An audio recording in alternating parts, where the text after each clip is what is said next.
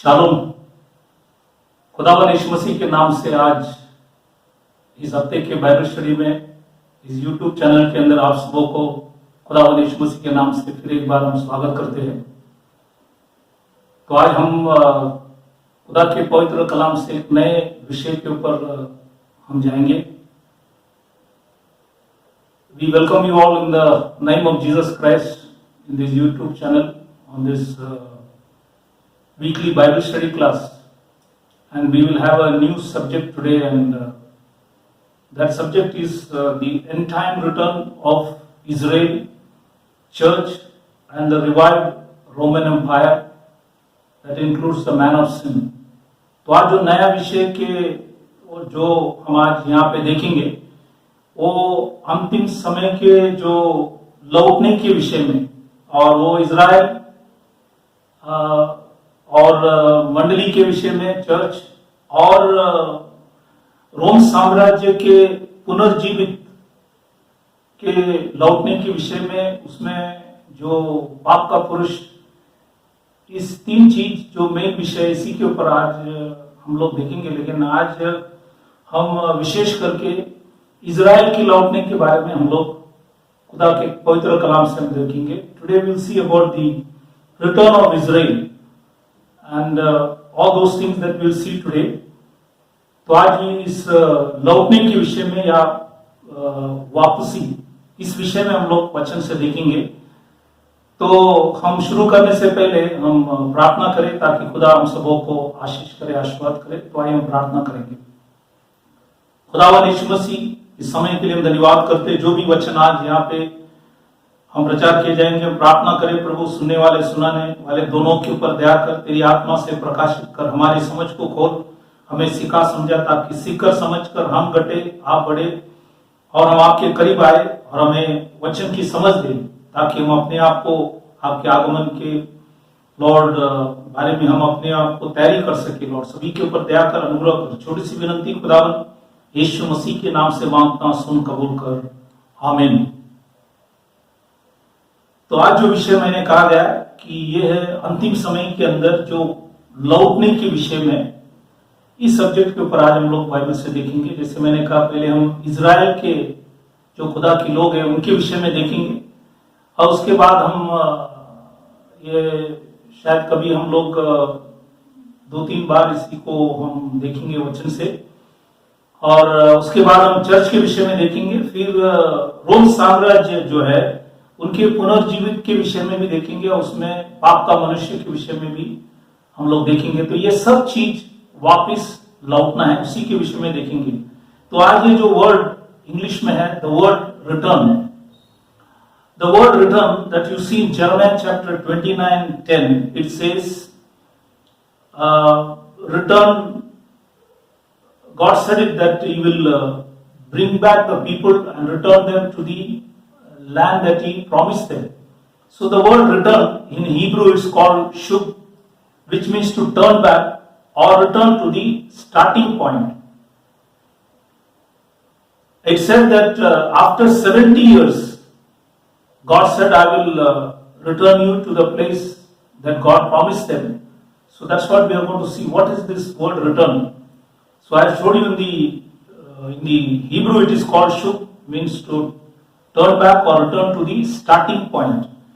यिर्मयाह की किताब 29वां अध्याय 10वां वचन में हम लोग जब पढ़ते, तो यहाँ पे खुदा ने ये वचन लिखा है कि बैबीलोन की 70 वर्ष पूरे होने पर मैं तुम्हारी सुधि लूंगा, मैं तुम्हें इस स्थान में लौटा ले आऊंगा। तो ये जो वर्ड है लौटा ले आऊंगा, ये वर्ड इब्रानी भाषा के अंदर लिखा है कि शुभ, मतलब कि आरंभ स्थल में हमें ले जाएंगे, स्टार्टिंग पॉइंट, आरंभ स्थल में हमें ले जाएंगे। ये इंपॉर्टेंट चीज है, इसी को ध्यान में रखना। और दूसरा एक वचन भी है, the second verse that I want to speak is Jeremiah chapter 3 verse 12 and 13 says, Jeremiah said to the people of Israel, he says, return thou backsliding Israel, saith the Lord, and I will not cause my anger to fall upon you, for I am merciful, saith the Lord, and I will not keep anger forever.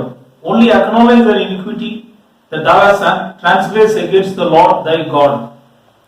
यिर्मयाह की किताब 3 अध्याय 12 और 13 वचन जब आप पढ़ेंगे तो वहां पे यिर्मयाह नबी ने इजराइल लोगों से कहा, ये भटकने वाले इजराइल लौटा, क्योंकि खुदा ने लिखा है कि मैं तुम्हारे ऊपर दया करूंगा, क्रोध की दृष्टि न रखूंगा, और लिखा है कि केवल अपने ही अधर्म मान ले। उतना खुदा आपसे विनती कर रहे, जैसे इजराइल से विनती किए थे कि आप केवल अपने ही अधर्म मान ले। और ये यहां पे भी खुदा ने लिखा है कि सब भटकने वाले इजराइल से कहा कि लौट ना करके, तो उसी वचन यहां पे भी लिखा गया। और तीसरा वचन, the third scripture is job chapter 22-23, it says, if thou return to the Almighty thou shalt be built up। तो खुदा ने वचन में ये लिखा है, यदि तू सर्वशक्तिमान की ओर फिरे या लौटे तो तू बन जाएगा। तो खुदा ने कहा कि अगर बनना है तो लौटना है, और इसलिए ये लौटने के विषय में आज हम लोग देख रहे हैं। तो मैंने आपको लौटने के विषय में इब्रानी भाषा के अंदर क्या लिखा है इसी को हमने आपको बताया। और अब हम देखेंगे, हम अभी मेन विषय पर आएंगे कि इजराइल लोग, बाइबल के अंदर लिखा है कैसे लौटे, इसी के विषय में हम लोग आज 9 बातों को देखेंगे। We'll see today the return of Israel back to the promised land, or the land which God promised to their forefathers. There are 9 points that we'll see how these people return back. हम 9 बातों को देखेंगे कि Israel लोग कैसे लौटे। तो एक एक पॉइंट को मैं आपको समझा कर बताऊंगा कि इसी बातों को आप समझ लेना कि लौटना कैसे शुरू हो गए और अब इजराइल कहां पे है, इस बातों को हम वचन से देखेंगे। तो यहाँ पे एक वचन मत्ती की सुवर्तमान, Matthew chapter 24 verse 32 says, now learn a parable of the fig tree. मत्ती की सुवर्तमान 24वां अध्याय 32 में लिखा है, अंजीर के पेड़ से ये दृष्टांत सीखो। तो गॉड ने कहा कि सीखो। तो ये अंजीर की पेड़ कौन है? तो वचन हम पढ़ेंगे तो यिर्मयाह की किताब 24वां अध्याय, यिर्मयाह की किताब जब 24 में पढ़ते वहां पे अच्छे अंजीर और निकम्मे अंजीर के बारे में लिखा गया है। तो ये अंजीर इजराइल के देश को दर्शाता है, और अच्छे अंजीर था जो बाइबल के अंदर लिखा है खुदा ने उनको बदुआई में ले गए, जो निकम्मे अंजीर था उनको नबूकदनेस्सर राजा ने आके उनको नाश कर दिया। तो ये अंजीर जो है खास करके इजराइल देश के या इजराइल के लोगों के विषय में दिखा रहा है। The fig tree in the Bible always speaks about the nation Israel or the people of Israel, because in the book of Jeremiah chapter 24 God speaks about the good figs and the evil figs. So that points out to the people of Israel.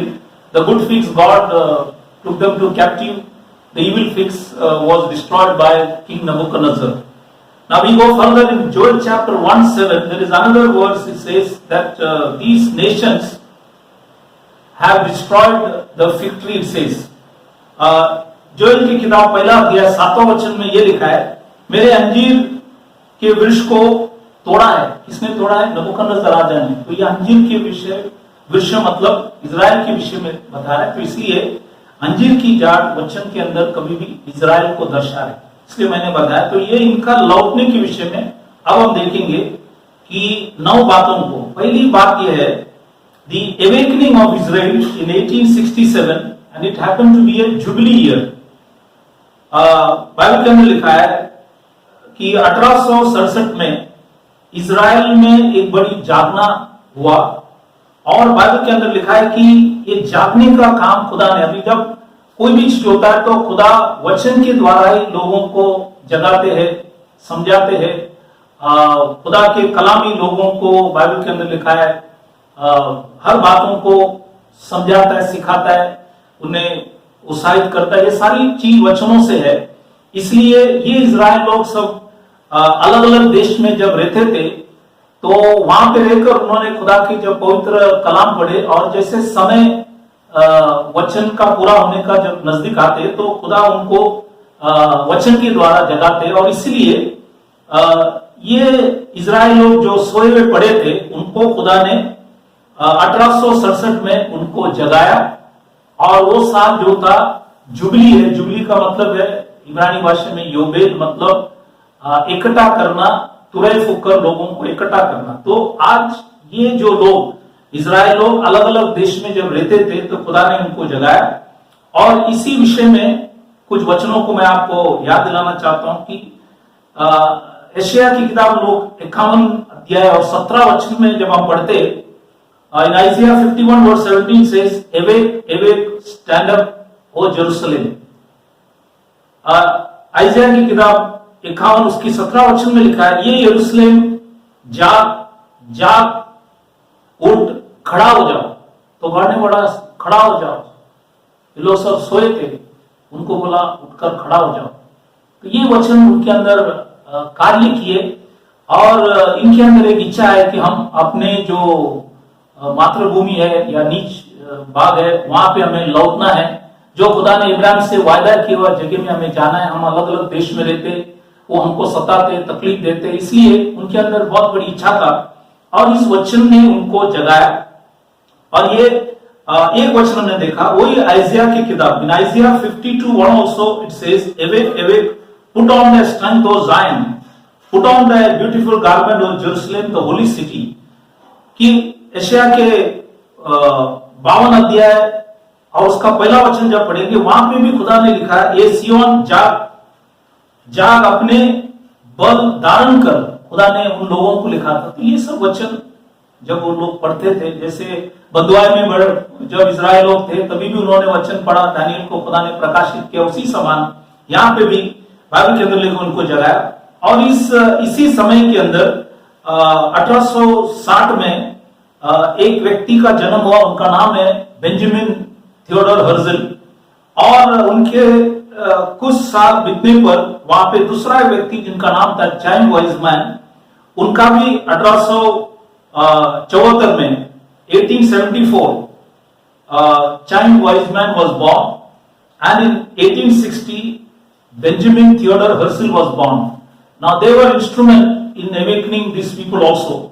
तो ये दोनों ने Bible के अंदर लिखा है, Benjamin Herzl मतलब Theodore Herzl और चाइम वाइजमैन, ये दोनों व्यक्ति ने भी इन इजरायली लोगों को जगाने का काम किया। और इनके जन्म के द्वारा भी खुदा ने उनके जीवन के अंदर भी कार्य कर कर इन सभी लोगों को जगाया और ये वचन के आधार पर हुए। और इसलिए मैंने पहले बातों को बताया कि इजराइल को जगाने का काम, सोए हुए लोगों को जगाया। Number 2, the second point, Israel was gathered through Zionist movement in 1897, that is after awakening, it was 30 years later it happened. Now how this gathering has taken place, we'll see also the scriptures. दूसरी बात यह है कि खुदा ने इन सभी लोगों को जब जगाया तो 30 साल के बाद लिखा है कि 1897 में बाइबल के अंदर लिखा है, ये इजराइल लोग इकट्ठे हुए। फर्स्ट टाइम ये लोग सब मिलने लगे, पहली बार ये लोग मिलने लगे और एक आंदोलन के द्वारा, जिसको लिखता है कि ज़ायनिस्ट आंदोलन, उन्होंने, मैंने कहा कि 1897 में उन लोग ने शुरू किया 30 साल के बाद। और इसका भी वचन हम लोग बाइबल से देखेंगे। The scriptures that help them to gather is also mentioned in the Bible. If you read Isaiah 11:12, it says, shall assemble the outcast of Israel and gather together the dispersed of Judah from the four corners of the earth।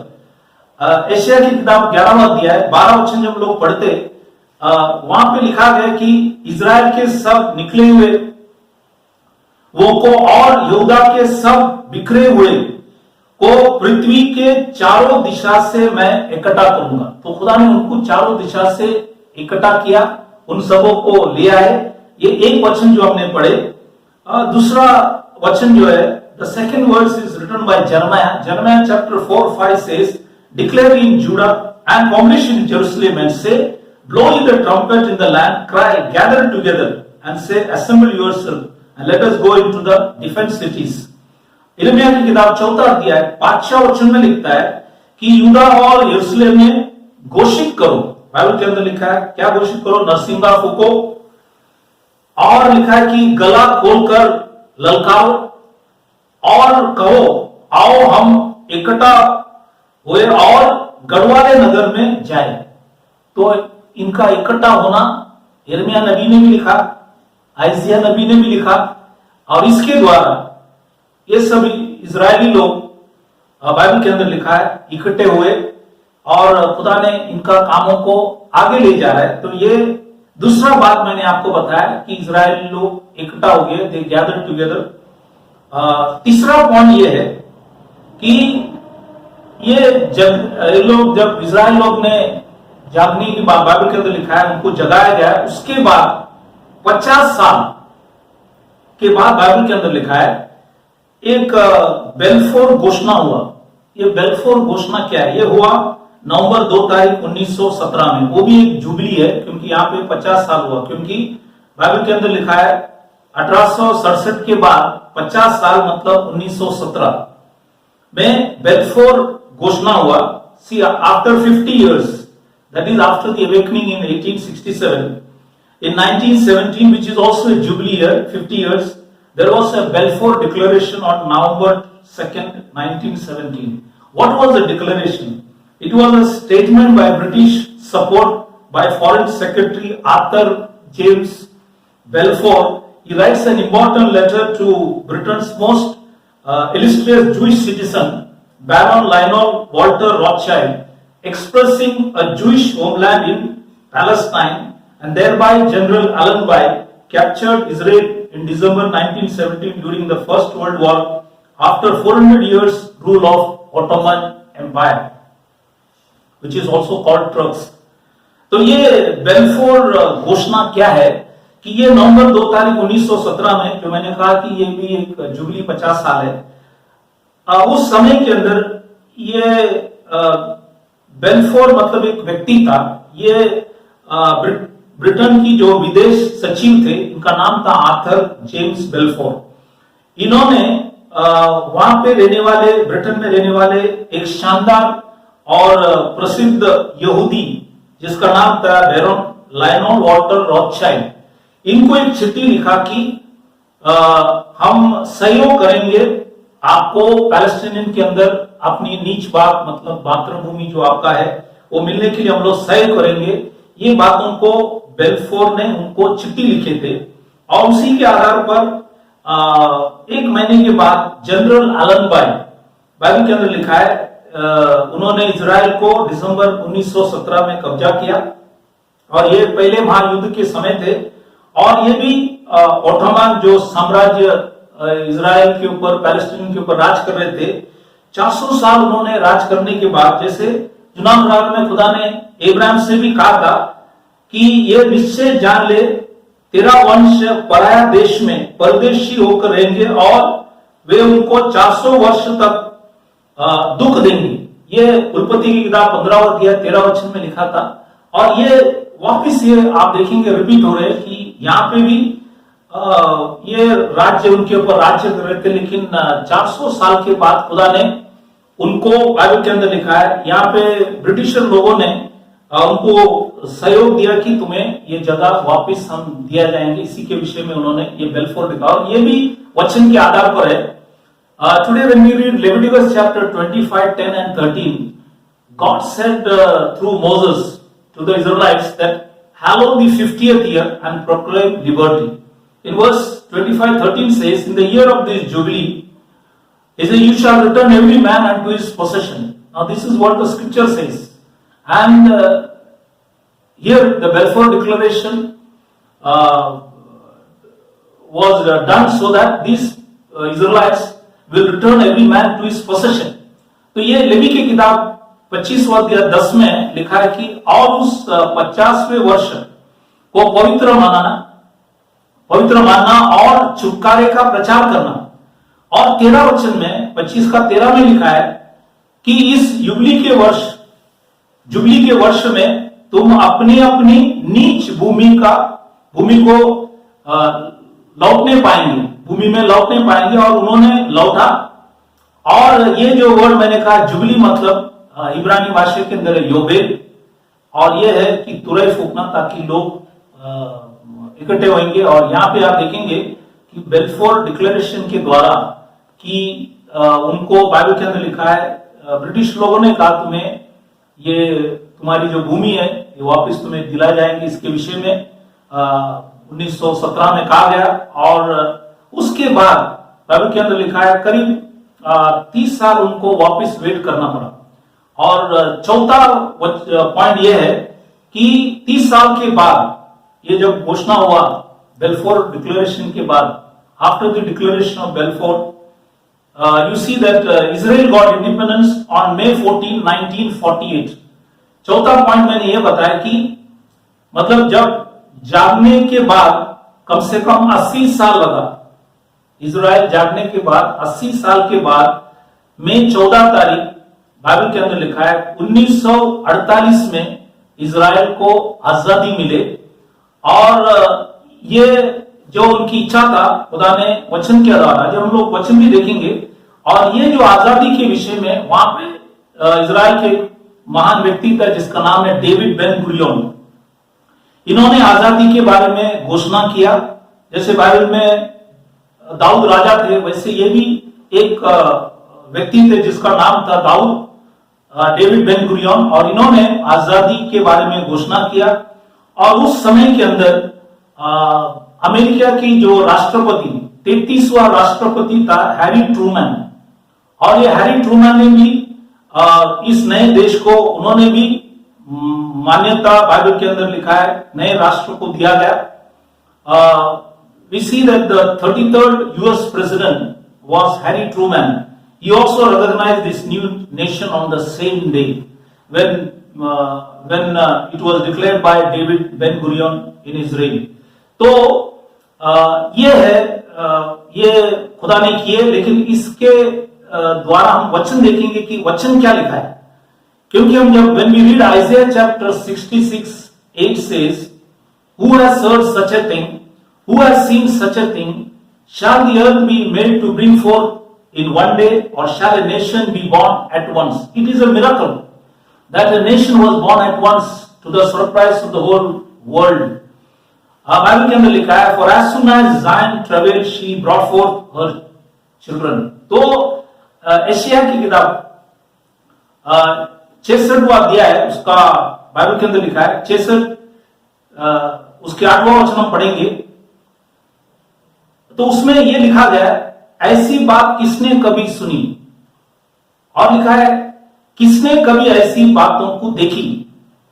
फिर लिखा है कि क्या देश एक दिन में उत्पन्न हो सकता है, क्या एक जाति क्षण मात्र में ही उत्पन्न हो सकती है। और लिखा है कि क्योंकि सियोन को प्रसव का पीड़ा, बाइबल के अंदर लिखा है, उठी ही थी कि उसने, बाइबल के अंदर लिखा है, संतान उत्पन्न हो गई, तो उनको संतान उत्पन्न हो गई। तो ये वचन जो है खुदा ने पूरा किया।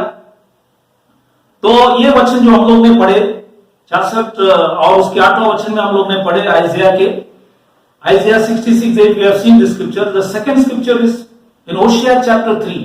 होशिया की किताब 3रा अध्याय 4था और 5वां वचन जब हम लोग पढ़ते हैं, when we read Hosea chapter 3 verse 4 and 5 says, for the children of Israel shall abide many days. What is this many days? Many days means from AD 70 to 1948. Bible says they were in different countries, different nations, without a king, without a sacrifice, and so forth. That is written there. It says, afterward shall the children of Israel return and seek the Lord their God and David their king, and shall fear the Lord and his goodness in the latter days. होशिया की किताब 3रा अध्याय 4 और 5 वचन हम जो पढ़ते हैं, तब वहां पे लिखा है इजराइल बहुत दिन तक, और बहुत दिन कितना है, तो वो है यीशु मसीह के मरने के बाद एडी 70 साल से, बाइबल के अंदर लिखा है 1948 तक, बाइबल के अंदर लिखा है। इस समय बाइबल के अंदर लिखा है ये लोग जब अलग अलग देश में रहते थे, वहां से बाइबल के अंदर लिखा है वहां पे रहते थे, लेकिन लिखा है कि उसके बाद, बाइबल के अंदर लिखा है उसके बाद इस्राएल अपने परमेश्वर यहोवा और अपने राजा दाऊद के पास लौटेंगे और उनको ढूंढेंगे। और बाइबल के अंदर लिखा है, और ये बाइबल के अंदर लिखा है ततराते हुए वो आएंगे, और अंत के दिनों में, बाइबल लिखा है कि अंत के दिनों में, द लेटर टाइम्स, तो अंत के दिनों के अंदर बाइबल के अंदर लिखा है वो लोग वापिस आए। तो बाइबल के अंदर लिखा है कि ये जो लोग थे, ये लोग बाइबल के अंदर लिखा है वापिस लौटे, और ये वचन भी यहां पे लिखा गया।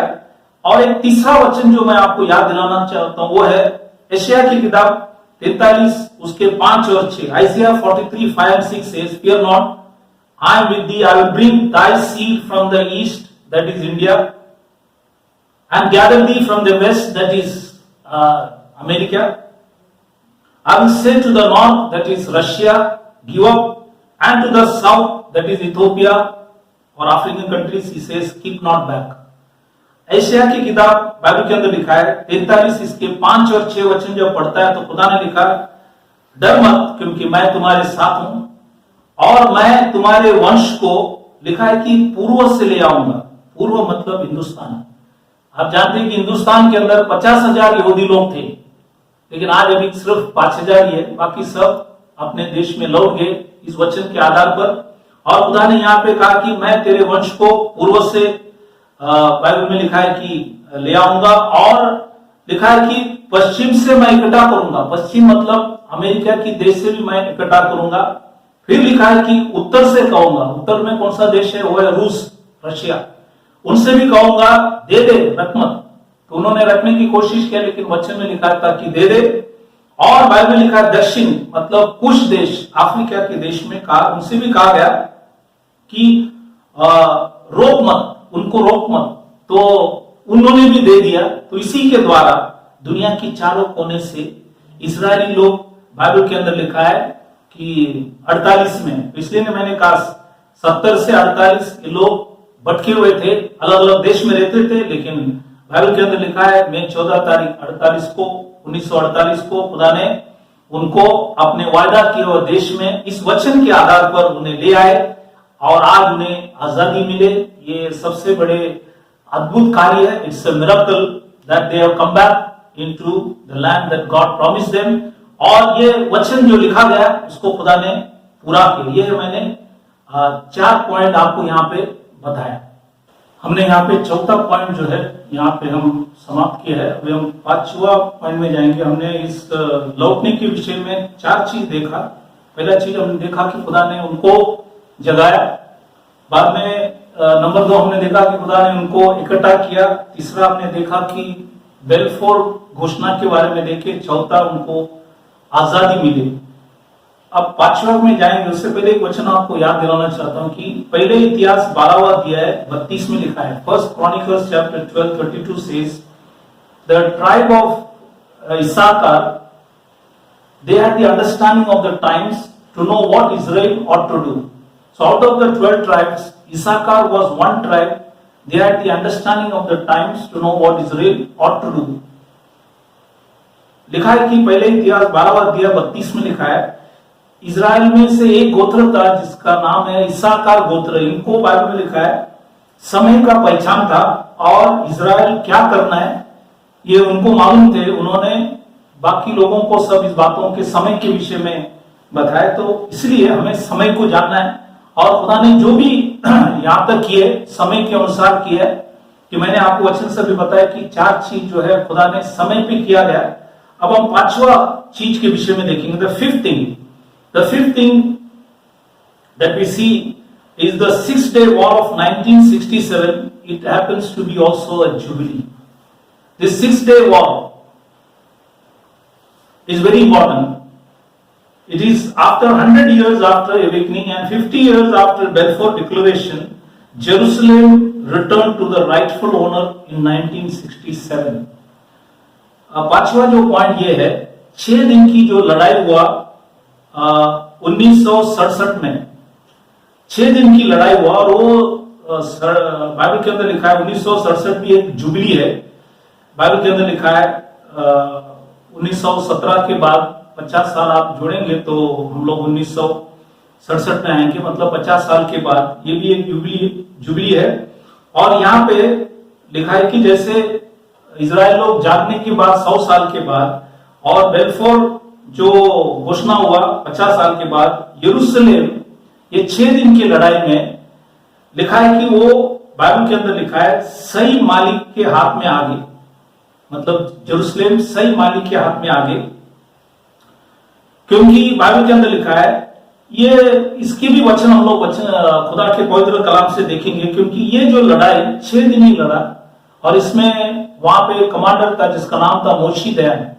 उनके द्वारा, जैसे जुनागढ़ में मूसा थे वैसे ये भी, इनका भी नाम था मूसी दयान, और इनके हाथ से इजराइल को यरूशलेम वापस लौटा गया, क्योंकि खुदा ने जो लिखा है कि 50 साल के बाद तुम अपने नीच भूमि में वापस आना, तो लोग नीच भूमि में आ गए।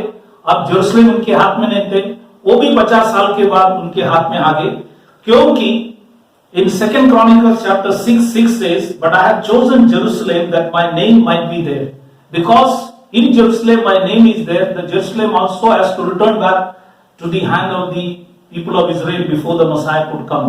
इसलिए वचन में लिखा है, दूसरा इतिहास 6वां अध्याय 6वां वचन में लिखा है कि बाइबल के अंदर लिखा है कि खुदा ने लिखा है कि यरूशलेम, बाइबल के अंदर लिखा है कि वापस मैं लौटाऊंगा, इसलिए क्योंकि वहां पे मेरा नाम होगा। वचन में लिखा है कि वहां पे मेरा, बाइबल के अंदर लिखा है, इसलिए मैंने चुना है कि मेरा नाम वहां पे, बाइबल लिखा है कि वहां पे होगा। तो इसलिए यीशु मसीह आने से पहले, खुदावन यीशु मसीह आने से पहले यरूशलेम भी इजराइल के हाथ में आना चाहिए। तो इसलिए ये 50वां साल, मैंने कहा जैसे उन लोग अपने जगह में आए, अब 50 साल के बाद बाइबल के अंदर लिखा है उन्होंने यरूशलेम भी उनको वापस मिल गए। तो ये भी लिखा गया, क्योंकि जकरिया की किताब 12वां अध्याय, the book of Zechariah chapter 12 verse 2 and 3 says, in future Jerusalem will become a cup of trembling and a burdensome stone. You read Zechariah chapter 12 2 and 3 लिखा है कि जकरिया की किताब 12वां अध्याय 2 और 3 में लिखा है कि यरूशलेम जो है, बाइबल के अंदर लिखा है लकड़ा कटोरा होगा और भारी पत्थर होगा। ये आने वाले दिनों के अंदर होगा, इसलिए यरूशलेम अपने, बाइबल के अंदर लिखा है, अपने सही मालिक के हाथ में आना है यीशु मसीह के पहले। इसलिए इस वचन के द्वारा आज हमने देखा कि यरूशलेम भी खुदा ने लौटा दिया, जैसे इजराइल को अपने देश में लौटाया, यरूशलेम को भी वापस खुदा ने लौटाया। यह है 5वां चीज मैंने आपको बताया। अब हम जाएंगे 6वां चीज, the sixth thing. The sixth thing is कि Jerusalem was recognized in 2017, and 2017 also happens to be a jubilee, because 1967 was a jubilee. You add 50 years, this is 2017, it is again a jubilee. And in this jubilee what happened? The 45th president of the United States of America, Mr. Donald Trump, like King Cyrus in Isaiah 44:28 and Isaiah 44:1-4, recognized Jerusalem on 6th December 2017 as the capital of Israel and moved the American embassy from Tel Aviv to Jerusalem. लिखा है कि 2017 में, Bible के अंदर लिखा है, 45वां राष्ट्रपति America के, जिनका नाम है डोनाल्ड ट्रंप, उन्होंने बाइबल में लिखा है कुशरू राजा जो था, जिसने इजराइल को मंदिर बांधने के लिए अनुमति दिए थे, उसी के आधार पर कुशरू के विषय में एशिया की किताब 44वां अध्याय 28 वचन, 45वां अध्याय 1 से 4 जब हम लोग पढ़ेंगे, वहां पे जैसे उन्होंने इजराइल जब बंधुआई से बाहर आए तो उन्होंने मंदिर बांधने का जो बाइबल के अंदर लिखा है घोषणा किया, वैसे अमेरिका की राष्ट्रपति जो 45वां राष्ट्रपति था, इससे पहले बहुत से राष्ट्रपति आए लेकिन कोई किए नहीं, लेकिन इन्होंने आकर, क्योंकि खुदा के समय नजदीक आए, इनका आना भी, जैसे आप देखेंगे कि खुदा ने डोनाल्ड ट्रंप को ले आए, जैसे कुशरू को ले आए, बोलता है कुशरू मुझे पहचानता नहीं लेकिन मैंने उनको ले आया, वो मेरा अभिषेकित है, वो मेरी इच्छा को पूरा करूंगा, वैसे डोनाल्ड ट्रंप भी मेरी इच्छा को पूरा करूंगा, इसलिए उनको खुदा ने ले आया, क्योंकि वो हारते हारते जीत गए। और ये सब खुदा नहीं करता है, क्योंकि बाइबल में लिखा है राजाओं को ले आना, राजाओं को सरकाना, ये सब खुदा के हाथ में। दानियल में लिखा हुआ वचन के आधार पर खुदा ने इनको ले आए और इन्होंने, बाइबल के अंदर लिखा है, मान्यता दिया जेरूशलेम को और कहा कि ये इजराइल के राजधानी कायम के लिए होगा। और उन्होंने, बाइबल के अंदर लिखा है कि जो एम्बेसी, दूतावास को, बाइबल के अंदर लिखा है टेल अवीव से जेरूशलेम में उन्होंने सरकाया। और इसी के आधार पर एक वचन है बाइबल में, there is a scripture in Genesis chapter 12 verse 3 says, I will bless them that bless thee. लिखा है कि I will bless them that bless thee। लिखा है कि उत्पत्ति की किताब 12वां अध्याय 3 वचन में लिखता है, जो तुझे आशीर्वाद दे उन्हें मैं आशीष दूंगा। तो खुदा ने अमेरिका को आशीष देंगे क्योंकि उन्होंने एक बहुत बड़ा काम किए कि बहुत से राष्ट्रपति आए अमेरिका के, लेकिन कभी उन्होंने यरूशलेम को मान्यता दिया नहीं। लेकिन इन्होंने बाइबल के अंदर लिखा है आकर यरूशलेम को मान्यता दिया। तो ये है 6वां पॉइंट मैंने आपको बताया। The 6th point I show you that Jerusalem was recognised by United States as well as many nations. The 7th point, Israel completes 70 years of existence in 2018. Israel Bible के अंदर लिखा है कि 70 साल की जो अस्तित्व है वो 2018 में उन लोग ने पूरा किया। 70 साल उन लोग ने निभाया और ये भी वचन के आधार पर है। जर्मिया chapter 29:12, when you read Jeremiah chapter 29:12, God said, then after 70 years you shall call upon me and you shall go and pray unto me and I will hearken unto you. यिर्मयाह की किताब 29वां अध्याय 12 वचन में लिखता है तब मतलब कब? 70 साल बीतने पर। बोले 70 साल बीतने पर खुदा ने कहा उस समय तुम मुझे, बाइबल के अंदर बाइबल में लिखा है, तुम्हें बाइबल के अंदर लिखा है तुम वहां पे जाके प्रार्थना करूंगा, और बाइबल के अंदर लिखा है मुझे ढूंढेंगे और मैं तुम्हारी विनती को भी सुनूंगा। प्रार्थना करेंगे, बाइबल के अंदर लिखा है, और तुम्हारी मैं सुनूंगा। तो 70 साल बीतने पर गॉड ने बाइबल के अंदर लिखा है उनको, बाइबल के अंदर लिखा है उनकी मैं सुधि लूंगा। और ये भी वचन लिखा गया है उसी के आधार पर। इजराइल आज 70 साल 2018 में उन लोग ने उनके अस्तित्व को पूरा किया, कंप्लीटेड 70 इयर्स। और ये है 7वां पॉइंट, मैंने आपको वचन से बताया। और 8वां पॉइंट ये है कि ये the Middle East peace plan, the 8th point is the Middle East peace plan of January 20th, 2020 was done by United States and Israel together, the Middle East plan. 8वां पॉइंट ये है, शांति की जो योजना है वो जनवरी 28 तारीख 2020 में अमेरिका ने घोषणा किया। और ये भी वचन के आधार पर है। It is also based on the scriptures because when you read Jeremiah chapter 29:11, God says the thoughts of peace. That word thought in Hebrew it is called makashava.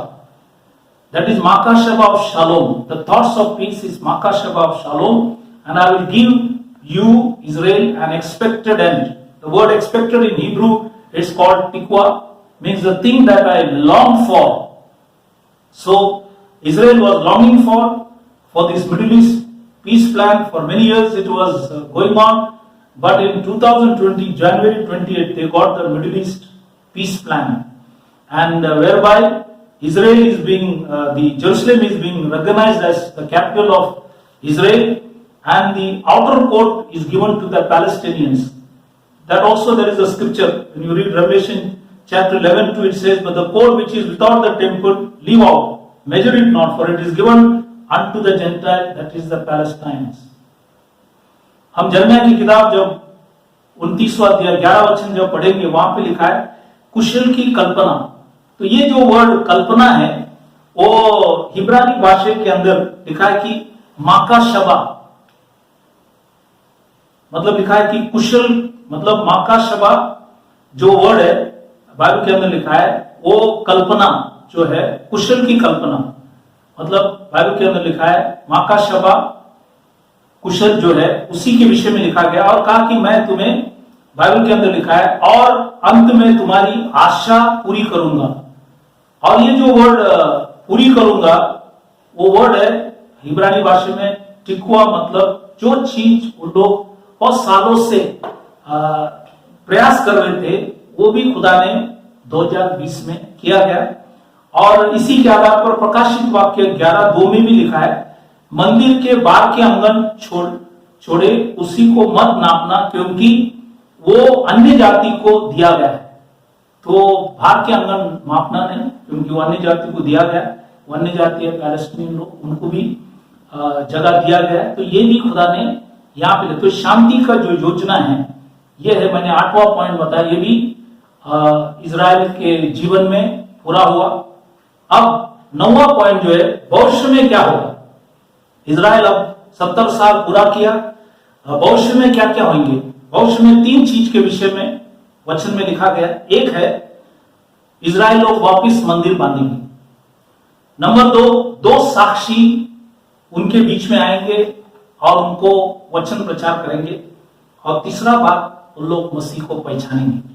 तो आज वचन से हम लोग देखेंगे कि भविष्य में क्या होगा। पहला चीज, प्रकाशित वाक्य 11वां अध्याय, book of revelation chapter 11:1 says the future events, what will happen to these Israelites. Now they already completed 70 years. The future event is, first thing, they will rise and measure the temple. That means they will build the temple. Second thing, there will be 2 witnesses coming to them, that is Moses and Elijah. Though their names are not there, but their works are mentioned. Through the works you will come to know their names. And they were there in the Old Testament. They met Jesus in the New Testament. They had a Bible says conversation regarding the death of the Messiah, and they are coming back in the time of tribulation. And the third thing, in the book of Zechariah you read that Bible says Zechariah 12:10, Zechariah 13:6, and Revelation 1:7. All the scripture says, Zechariah 12:10 says, they shall look upon me whom they have pierced. Zechariah chapter 13:6 says, those which I was wounded in the house of my friends. And Revelation 1:7 says, every eye shall see him, and they also which pierced him. यहाँ पे 3 बातों को हम देखेंगे। प्रकाशित वाक्य 11वां अध्याय पहला वचन में लिखा है, उठ परमेश्वर के मंदिर को नापना मतलब वो लोग मंदिर वापस बनाएंगे। आज इजराइल लोगों ने सब तैयारी करके रखा है, समय के लिए वो लोग बाट जोड़ रहे। जब समय आएंगे मंदिर जरूर वहीं पे बनेंगे, वो लोग बनाएंगे। और ये वचन में लिखा हुआ है, प्रकाशित वाक्य में मैंने वचन भी बताया कि उठ परमेश्वर का मंदिर को नापना मतलब नापते क्यों है, क्योंकि कुछ काम करने के लिए। तो आज इजराइल ने सब नाप के रखा है और वो लोग मंदिर को बांधेंगे। नंबर 2 बाइबल के अंदर लिखा है, प्रकाशित वाक्य 11वां अध्याय 6वां वचन में लिखा है, 2 साक्षी, उनका नाम नहीं लिखा है लेकिन लिखा है कि उन्हें, मतलब कौन है व्यक्ति हम देखेंगे। अधिकार है कि आकाश को बंद करे कि मेघ न बरसे। ये कौन था? ये था एलिया नबी। ठीक है, फिर लिखता है, और उन्हें पानी पर अधिकार है कि उसे लहू बनाए। ये किसने किया? ये मूसा नबी ने किया। तो ये दोनों का काम है, नाम नहीं है वहां पे, लेकिन काम से हम नाम पहचानेंगे। तो इसीलिए ये दोनों नबी लोग इजराइल लोगों के बीच में आएंगे और उन्हें बाइबल के अंदर लिखा है खुदा के पवित्र कलाम को प्रचार किया जाएंगे, जिसके द्वारा वो लोग विश्वास करेंगे। क्योंकि ये दोनों नबी जुना करार में थे और नए करार में बाइबल में लिखा है इन्होंने आकर खुदा यीशु मसीह को मुलाकात किए और मरण के विषय में चर्चा किया। आप लूका की किताब 9वां अध्याय में जब पढ़ेंगे तो लोग मरण के विषय में चर्चा किया और वो वापिस, बाइबल के अंदर लिखा है तकलीफ के समय वापिस वो लोग लौटेंगे इजराइल के बीच में।